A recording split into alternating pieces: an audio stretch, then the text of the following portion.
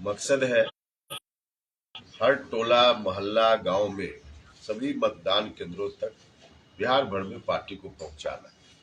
और इस मकसद से कई कार्यक्रम हुए हैं और फिलहाल जिस कार्यक्रम के सिलसिले में हम लखीसराय में हैं, यह पूरे बिहार का कार्यक्रम है। हर जिला में कार्यक्रम के बाद फिर आज जाएंगे बेगूसराय। पूरे बिहार में जब कार्यक्रम हम लोग बना रहे थे पटना में, तब जितनी अपेक्षा थी कि जिला में जाएंगे तो कार्यकर्ता साथियों का सहयोग मिलेगा, उससे ज्यादा, अपेक्षा से ज्यादा सब जगह लोगों का सहयोग मिला है। जहां जहां हम लोग गए हैं कार्यक्रम में भी और रास्ते में भी, जगह जगह पे आम जनता की ओर से भी लोगों ने स्वागत किया कई जगह। और हर जगह जहां जा रहे हैं वहां एक क्रॉस कास्ट लाइन सभी लोगों का समर्थन सहयोग अपेक्षा से ज्यादा दिखा है। और इसका कारण भी है क्योंकि सब लोग आज नीतीश कुमार जी के गलत निर्णय के कारण उनसे आक्रोश में है, गुस्सा में है।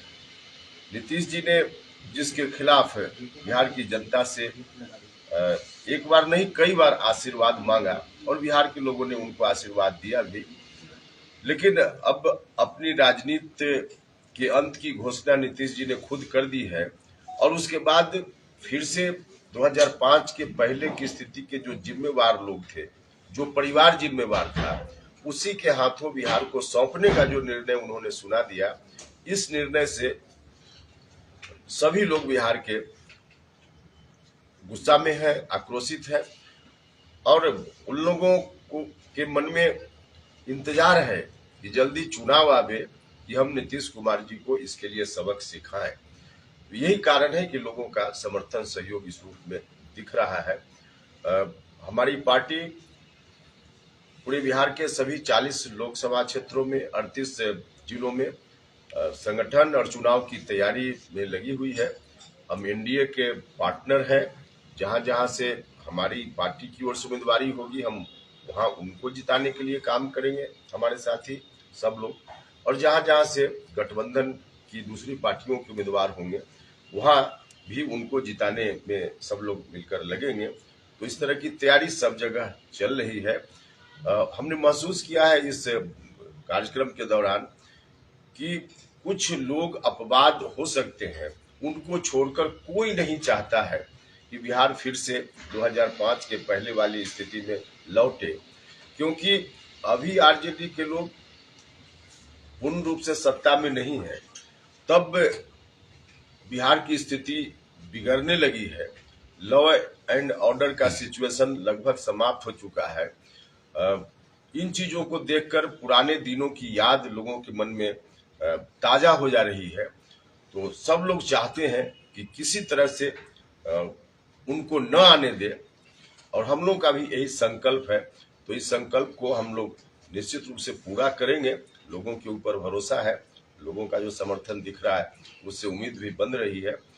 इस जिला में भी हमने कल कार्यकर्ता साथियों को संबोधित किया है और आपके माध्यम से आम लोगों से भी आग्रह करना चाहते हैं कि सब लोग मिलकर साथ दें, सहयोग करें, ताकि 2005 के पहले की स्थिति बिहार में न आ पाए। इस काम में हमको सफलता मिले, यही है। बाकी आप सब क्या लग रहा है सर, बिहार में जिस तरह से अपराध के ग्राफ में वृद्धि हुआ, क्या लग रहा है सर?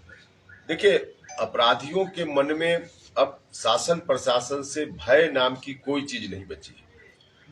अपराध करने वाले लोगों के मन में अगर डर होता है कि हम कुछ करेंगे तो पुलिस कार्रवाई करेगी और हम बच नहीं पाएंगे, तब लोग अपराध करने से डरते हैं, हिचकते हैं।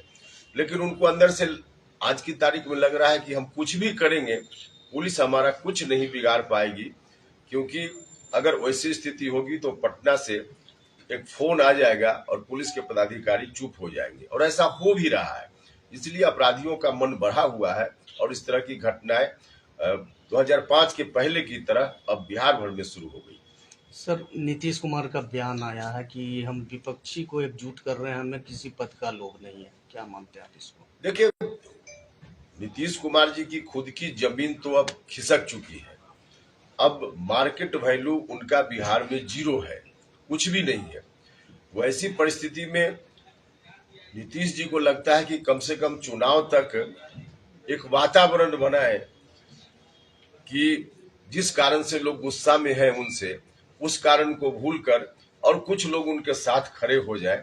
तो इसलिए बिहार से बाहर विपक्षी एकता की बात सब जगह कर रहे हैं। उसके पीछे कहीं से उनको भी मालूम है कि इससे नरेंद्र मोदी जी हटने वाले फिलहाल नहीं है, उनका कुछ नहीं बिगड़ेगा, उनको भी पता है। लेकिन एक माहौल अपने पक्ष में बनाने की उनकी कोशिश है, इसलिए इस तरह के काम में नीतीश जी लगे हुए हैं।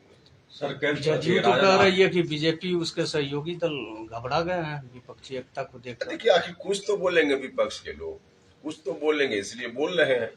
लेकिन सब लोगों को मालूम है, और खास करके अभी तो पार्लियामेंट का चुनाव होना है, तो पार्लियामेंट के चुनाव में नरेंद्र मोदी जी का कहीं से कोई विकल्प देश भर में आज की तारीख में नहीं है, 2024 तक के लिए कम से कम। तो ऐसी परिस्थिति में कुछ होना ही नहीं है, तो कुछ बोलना है। विपक्ष के लोग बोल रहे हैं, उनके बोलने से क्या होता है।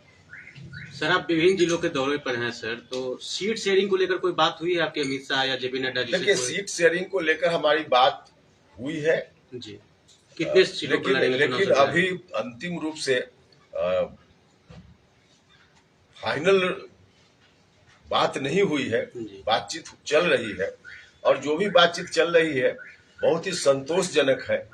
समय आने पर हम लोग मिलकर इसकी घोषणा करेंगे। अभी आप सर मुंगेर लोकसभा में हैं, यहाँ से जानते हैं कि ललन सिंह सांसद है, तो एनडीए किसको उम्मीदवार के रूप में यहाँ पर उतारेगी, इसका भी फीडबैक ले रहे हैं आप यहाँ से?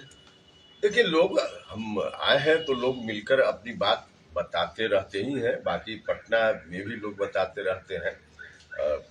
और एक चीज जो यहाँ के लोगों में हम देख रहे हैं, और सच में यहाँ के लोग भी महसूस कर रहे हैं और हम लोग तो ज्यादा ही महसूस कर रहे हैं कि माननीय ललन सिंह जी अब कहने के लिए जेडीयू के नेता और राष्ट्रीय अध्यक्ष हैं, वास्तव में अब जेडीयू के नहीं, कागज में भले जेडीयू के राष्ट्रीय अध्यक्ष हैं, व्यवहार में आरजेडी के नेता के रूप में सब एक्शन उनका हो रहा है। अब नीतीश जी को पता नहीं, यह बात मालूम है कि नहीं मालूम है, लेकिन सच यही है कि अब आरजेडी के नेता के रूप में उनका एक्शन ज्यादा हो रहा है। तो ऐसी परिस्थिति में इस रोल में कहां उनको लोग स्वीकार करने वाले। जहां तक बात रही एनडीए की ओर से उम्मीदवारी की, उम्मीदवारी समय पर बता दिया जाएगा। सर, राजद आरोप लगा रही है कि केंद्र सरकार गरीबों और पिछड़ों का अधिकार छीनने जा रही है। कौन सा अधिकार छीनने की बात ये लोग कर रहे हैं? ये लोग जब सत्ता में रहते हैं केंद्र में, याद कीजिए नीतीश जी भी सत्ता में रहे हैं, लालू जी भी सत्ता में रहे हैं, और सत्ता में लालू जी एक बार तो ऐसी ताकत में रहे हैं कि उस वक्त जो चाहते केंद्र की सरकार को वही करना पड़ता। तो उस वक्त जातीय जनगणना, बाकी बिहार को विशेष राज्य का दर्जा, यह सब सवाल इन लोगों को नहीं दिखता था। जातीय जनगणना जरूरी है, यह बात ठीक है, लेकिन आज जो ये लोग ढोल पीट रहे हैं, उस वक्त अगर कराते तो अब तक तो बहुत कुछ बात आगे बढ़ गई होती। विशेष राज्य का दर्जा भी बिहार को कब का मिल गया होता। तो ये लोग कुछ बोलना है इसलिए बोलते रहते हैं, वरना खुद थे उस स्थिति में, उस वक्त क्यों नहीं किया इन लोग।